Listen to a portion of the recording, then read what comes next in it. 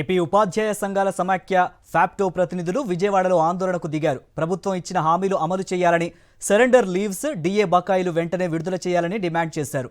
చెల్లింపుల్లో జాప్యం చేయడంతో బకాయిలు 2,000 కోట్లకు చేరాయన్నారు. కూటమి సర్కార్ ఏర్పాటై 10 నెలలు గడుస్తున్నా పీఆర్సీ చైర్మన్ను నియమించలేదని విమర్శించారు. 12వ పీఆర్సీ కమిషన్ను వెంటనే నియమించాలని, కారుణ్య నియామకాలు చేపట్టాలన్నారు. ఉద్యోగ సంఘాలతో చర్చించి సమస్యలు పరిష్కరించాలని విన్నవించారు. లేని పక్షంలో పోరాటాలు ఉధృతం చేస్తామని హెచ్చరించారు.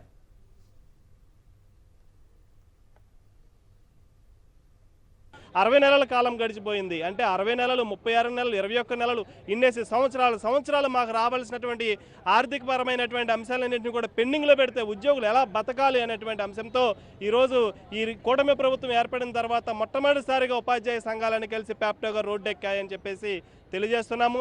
భవిష్యత్తులో కూడా ఈ ప్యాప్టో నాయకత్వం రాష్ట్ర ప్రభుత్వం దృష్టికి తీసుకొచ్చిన సమస్యలన్నీ కూడా చర్చించి ఒక రోడ్ మ్యాప్ ద్వారా సరెండర్ లీవ్స్ ఈ నెలలో చెల్లిస్తాము. అదేవిధంగా డిఎస్సి 2003 ఉపాధ్యాయులకు సంబంధించినటువంటి న్యాయమైన పాత పెన్షన్ విధానాన్ని ఈ నెల నుంచి అమలు చేస్తాము, మీకు రావాల్సినటువంటి డిఏ బకాయిలను ఈ నెలల నుంచి అమలు చేస్తాము అనేటువంటి విధానాన్ని ఈ ప్రభుత్వం ప్రకటించాలని చెప్పి ఈ సందర్భంగా మేము డిమాండ్ చేస్తున్నాము.